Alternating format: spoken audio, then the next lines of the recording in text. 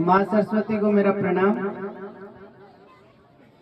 आज के कार्यक्रम में जो ग्रामीण बंधु पधारे हैं,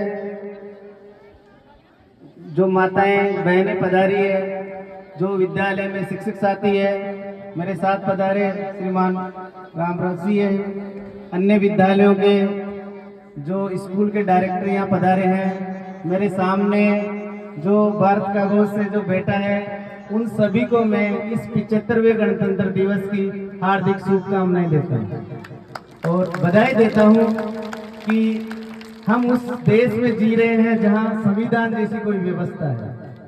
तो एक बार सभी को मेरी तरफ से गणतंत्र दिवस की हार्दिक शुभकामनाएं, बधाई।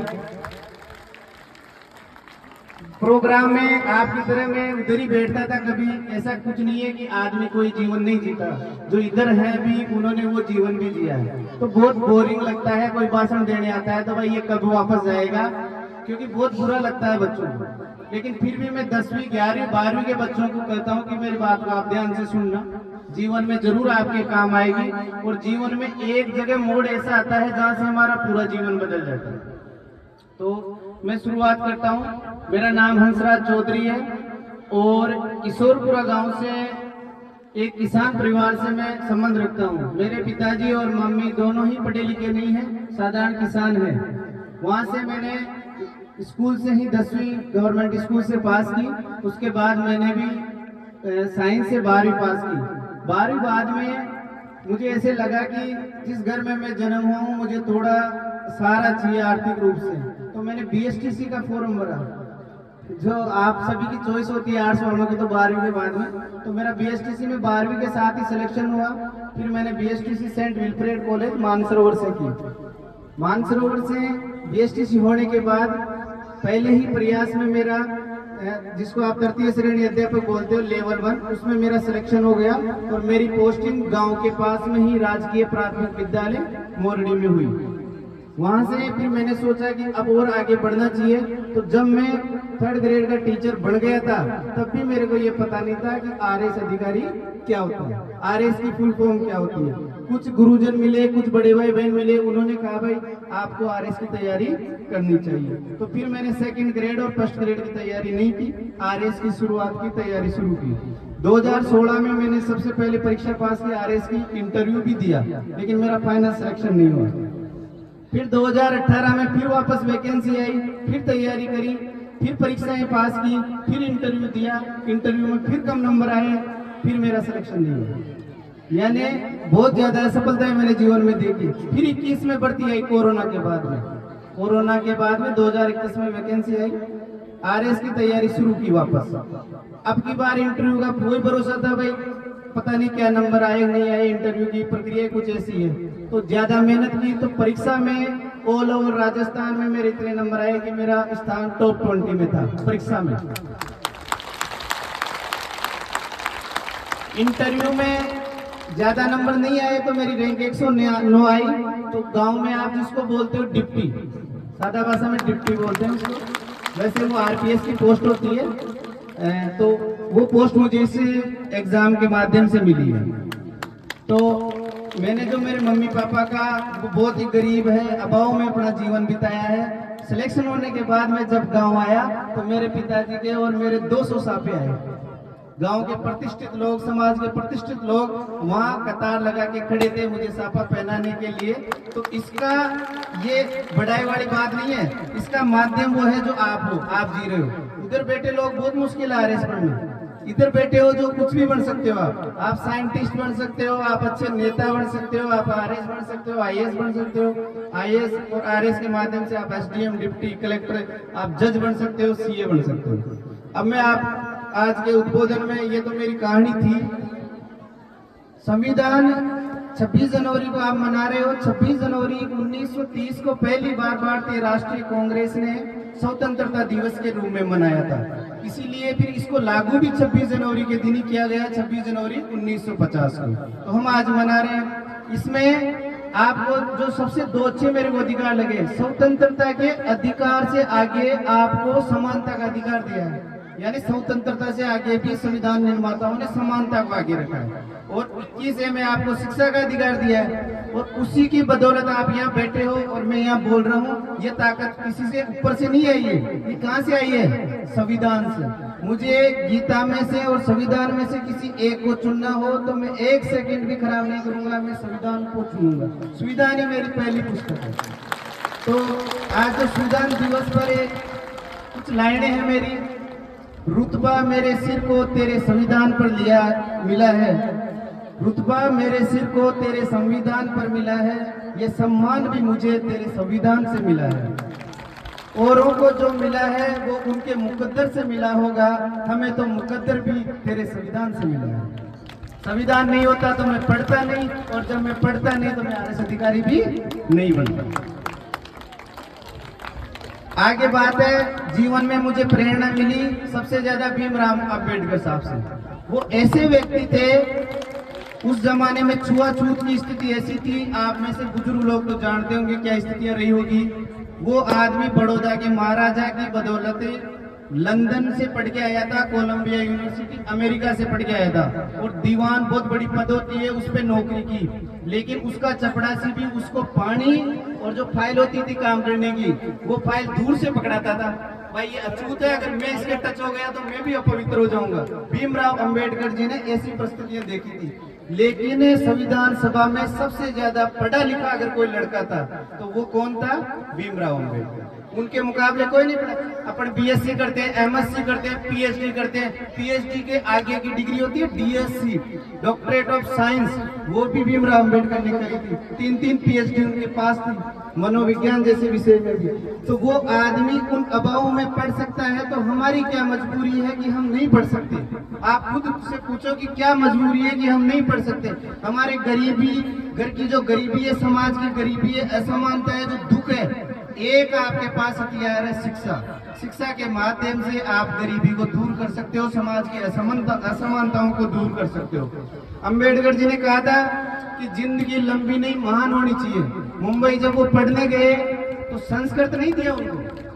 क्यों नहीं दिया? कि संस्कृत तो नीची जाति का आदमी नहीं पढ़ सकता, संस्कृत जैसा विषय नहीं दिया गया उनको, पर्शियन दिया गया, ये ले लो आप। फिर भी वो पढ़े, और पर्शियन में जितने नंबर उनके आए वो आज तक किसी के नहीं आए। तो आपको भी जो 10वीं 12वीं वाले हैं ना, सब चीजों को भूल कर पढ़ना ही है, क्योंकि न हमारे पास पैसा है, सभी हम मध्यम वर्ग से हैं, नहीं हमारे पास इतनी जमीनें हैं कि 100-200 बीघा की बैठे बैठे अपन खा लें, नहीं हमारे पास कोई रसूख है, न कोई राजनीतिक इतनी पावर है कि हम बैठे बैठे खा लें। हमारे पास एक ही हथियार है, वो है एजुकेशन, शिक्षा, तालीम।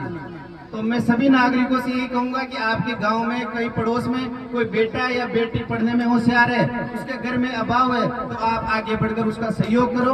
उसका एडमिशन अगर अच्छी जगह नहीं हो रहा तो आप करवाओ, उसको पैसे दो, कोचिंग भेजो, जहाँ भी मदद कर सकते हो करो, क्योंकि शिक्षा ही वो हथियार है। अंबेडकर जी ने यह भी कहा था कि अगर आपके पास जूते नहीं है आप चप्पल पहन लो, चप्पल नहीं है तो नंगे पांव चल लो, लेकिन आपके हाथ में किताबें होनी चाहिए। ये भीमराव अंबेडकर जी ने कहा था। शिक्षा ही शेरनी का वह दूध है जो जितना पिएगा उतना ही दाढ़ेगा। मैंने पिया, कौन पूछता है मेरे को, कौन बुलाता है? यहाँ एक बात बताओ, कल को मेरी गाड़ी आएगी, 2 गनमैन मिलेंगे, 2 ड्राइवर मिलेंगे, 1 कार मिलेगी, दूध जितना बड़ा क्षेत्र है उसमें एक ही डिप्टी होता है, समझ रहे हो? राजनीति में 5 साल एमएलए बनता है, दूसरा आ जाता है, नौकरी आप 60 साल करोगे, पता नहीं कितने एमएलए। तो आपको ये मिला कैसे? ये मिला पढ़ाई से। तो मैं तो यही कहूंगा सबसे कि आप पढ़ो, पढ़ने से बढ़िया कुछ नहीं है। तो एक शेर है इसमें, मजदूर और किसान के बच्चों को जो बहुत अभाव में जी रहे हैं, सोच रहे हैं कि कहाँ से क्या करें, पढ़ना लिखना सीखो ओ मेहनत करने वालों, पढ़ना लिखना सीखो ओ भूख से मरने वालों, क ख ग घ को पहचानो, अलिफ को पढ़ना सीखो, ए आ ई को हथियार बनाकर लड़ना सीखो। तो मजदूर और जो किसानों के बेटे हैं वो सौभाग्यशाली है, आपको मौका मिला है कि एक दिन में मेरे ये गरीब माता पिता इनका नाम करूंगा। अमीर आदमी के बच्चे को इतना सौभाग्य नहीं मिलता, उसको गाड़ी वाड़ी सब वो ला के देंगे, आपको सौभाग्य मिला है। इसलिए आप ज्यादा मेहनत करो और उन लोगों से आगे निकलो जो पहले से आगे है। नफरत नहीं पालनी उसके पास, ऐसा क्यों नहीं, हमें शिक्षा के माध्यम से उन लोगों से आगे निकलना है जो हमें अभी हमसे आगे हैं। अब बात आता हूँ समय की। समय को तो आप ऐसे बर्बाद कर रहे हो जैसे ऐसे फ्री की चीज आई है। समय वो चीज है जिसके साथ आप खिलवाड़ करोगे, समय को बर्बाद करोगे तो एक दिन समय आपको बर्बाद कर देगा।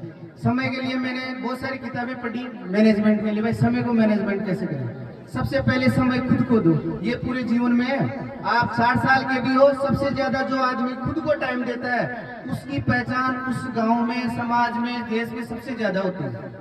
आप खुद को टाइम नहीं देते हो, आज मुझे उस प्रोग्राम में जाना, आज वहां जाना, वहां जाना, आपके खुद के काम पर ध्यान नहीं। पैसा और समय सबसे पहले आप खुद को दीजिए। जिस दिन आप खुद को देने लगोगे, 24 घंटे में 10 घंटे खुद को दो। आप भक्ति करते हो, बुजुर्ग आदमी, खुद को दो, आप आगे निकलोगे। आप अगर पढ़ते हो 10 घंटे खुद पढ़ो, आप और से आगे निकलोगे। आप कोई काम सीख रहे हो, 10 घंटे उस काम को दो, और से आप आगे निकलोगे। ये जरूर है। इसके अलावा अभाव में हमारी जीवन कटता है, मुकड़ों के साथ दोस्त से दुखड़े जुड़े हैं, ये मानते हैं। गरीबी होना कोई गलत नहीं है, अवसर आपको संविधान दे रहा है। अब तो ऐसा कुछ नहीं है, एक यूट्यूब चलता है, आप जानते हो, आप रील्स देखते हो। मैं सोशल मीडिया के खिलाफ नहीं हूँ। प्रधानमंत्री जी भी कहते हैं सोशल मीडिया तोड़ता नहीं है, लोगों को जोड़ता है। आपके 100 जानकार है, उसकी जगह 200 जानकार हो जाते हैं। लेकिन सामने आप बच्चे एक बार सुन लो, ये आप ही के लिए मैसेज है, मोबाइल का यूज उतना ही करना है जितना पढ़ाई में हो। अच्छे टीचर से आपको पढ़ना है, कोई क्लास ले लो, लेकिन इंस्टाग्राम, फेसबुक पर जो छोटी छोटी रील देखकर आप समय बर्बाद कर रहे हो, ये समय वापस नहीं आएगा। मोबाइल एक बीमारी है, 4, 5 साल, 10 साल बाद में बच्चों को उठाकर अस्पताल लेके जाएंगे माता पिता। क्यों लाए हो इसको? कि ये 11 घंटे फोन चलाता है, इसको बीमारी लग गई, इसका इलाज चलेगा। अभी तो अपन बुखार में लेके जाते हैं, फिर मोबाइल से लेके जाएंगे। अच्छे पढ़ो, फोन का इस्तेमाल कम करो। इसके अलावा गरीब बच्चों को मैं ये कहना चाहता हूँ, भाई जो ये मानते कि नहीं मुझे नहीं पढ़ना है, मेरे तो घर की आर्थिक स्थिति है। इतिहास में 0 से हीरो तक जाने वाले लोगों की संख्या की कोई कमी नहीं है। आप देखोगे पूरा इतिहास भरा पड़ा है जहाँ लोग 0 से हीरो बने। आप देश के राष्ट्रपतियों को देख लो, प्रधानमंत्रियों को देख लो, और भी जो अफसर बने हैं उनको देख लो, सब 0 से हीरो बने। महाभारत के 2 प्रसंग आपको मैं बताता हूँ। अर्जुन राज परिवार से था, उसका पिता राजा था, उसके पास द्रोणाचार्य जैसा कोच था, ऐसे ऐसे गांडीवधारी वो उसका धनुष था। लेकिन दुनिया का सबसे बढ़िया धनुर्धारी वो नहीं हुआ, धनुर्धारी हुआ एकलव्य, जिसके पास मरे हुए पशुओं की हड्डियों से बने हुए धनुष, सरकंडों से बने हुए बाण थे। लेकिन उसने लगातार मेहनत करके अर्जुन के बराबरी करी। क्यों करी? क्योंकि मेहनत के दम पर। अश्वमेध था, राम तो राजा के बेटे थे, राम तो, लेकिन राम के जो 2 बेटे थे लव और कुश, उनका पालन पोषण कहाँ हुआ? एक झोंपड़ी में, एक ऋषि के आश्रम में। लेकिन जब अश्वमेध का रथ अगर किसने रोका तो किसने रोका? लव और कुश ने। तो आपको भी वही लव और कुश बनना है, एक लव्य बनना है। तो जब भी बनोगे जब आप रेगुलर मेहनत करोगे।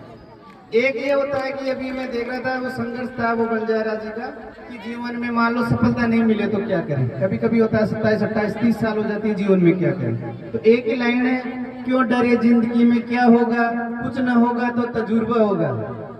जैसे मेरा सिलेक्शन नहीं हुआ था ना, तो मैं इसी लाइन को पढ़ता रहता था, भाई क्यों डरे जिंदगी में क्या होगा, कुछ ना होगा तो तजुर्बा होगा। सरकार मेरे को 53,000 तनख्वाह देती थी।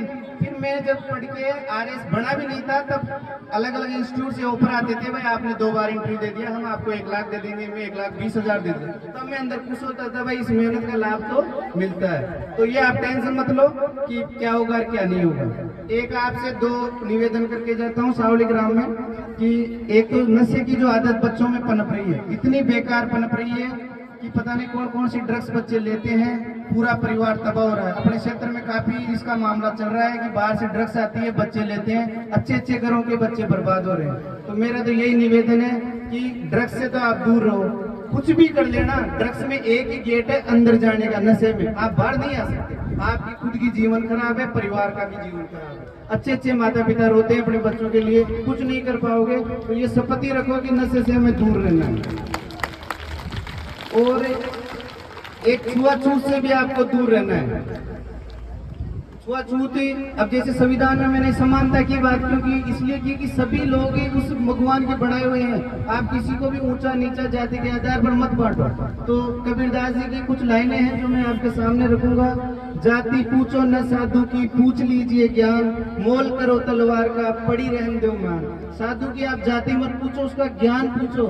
और म्यान में क्या रखा है, ताकत किसमें होती है, तलवार में। तो आप कोई भी आदमी आपको मिले, किसी भी बिरादरी का वो इंसान है, उससे आपको ज्ञान लेना चाहिए। आखिरी में मैं कुछ लाइनों के साथ आज का जो ये स्पीच है, बच्चे बहुत परेशान हो रहे हैं, 1 से 8 तक के बच्चों के लिए तो कोई फायदे वाली बात है नहीं, तो कुछ लाइनों के साथ समापन करना चाहूंगा।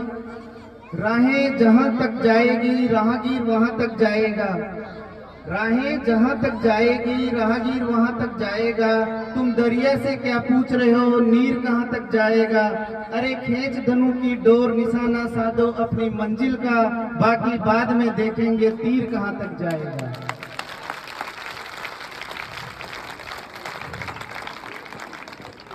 तो अब जो 12वीं के हैं बच्चे, मेरी शुभकामनाएं हैं, ताकत लगा के पढ़ाई करनी है। 1 बार 2 बार 3 बार आप फेल हो जाओगे, कुछ नहीं बिगड़ने वाला। फेल असफलता ही सफलता का आधार है। शंकर जी सर के पास मेरे नंबर है, आपको अगर आरएस से संबंधित किसी भी चीज की जरूरत हो, देखो डॉक्टर तो मैं पढ़ा नहीं, तो डॉक्टर की राय नहीं दे सकता, हर जगह राय वही देगा जो उसका विशेषज्ञ स्पेशलिस्ट है। तो आरएस के कोई भी आदमी या सरकारी सेवा में जाना चाहता है कि मैं कैसे तैयारी करूं, किस कोचिंग में पढ़ूं, कोचिंग की फीस ज्यादा है, तो अपने जैसे हम टॉपर्स हो गए तो हमारे कहने से वो कम कर देते हैं, थोड़ी फीस कम कर दी। तो आपको कैसी भी आवश्यकता महसूस हो सब्जेक्ट में कि नहीं साहब मैं तो मैथ्स में बेकार हूँ, आर्ट्स तो बहुत खराब सब्जेक्ट है, तो वो भी अगर आपको दुविधाएं हो तो आप व्यक्तिगत रूप से शंकर जी से बात करें, आपके बीच में आता जाता रहूंगा। भाई बहन कोई भी संकोच नहीं करे कि हम उनको क्यों फोन करें, आपके लिए मैं हमेशा रहूंगा, ये वादा आपसे करके जा रहा हूँ। पढ़ाई के मामले में मेरा लंबा संघर्ष है, कहानी सुनाने से कुछ होता नहीं है, जो दुख मैंने झेले हैं वो बहुत झेले हैं। जिस दिन से चला हूँ मेरी मंजिल पे नजर है, आंखों ने कभी मील का पत्थर नहीं देखा, ये फूल मुझे कोई विरासत में मिले हैं, तुमने मेरा कांटों भरा बिस्तर नहीं देखा। जय हिंद, जय भारत। धन्यवाद।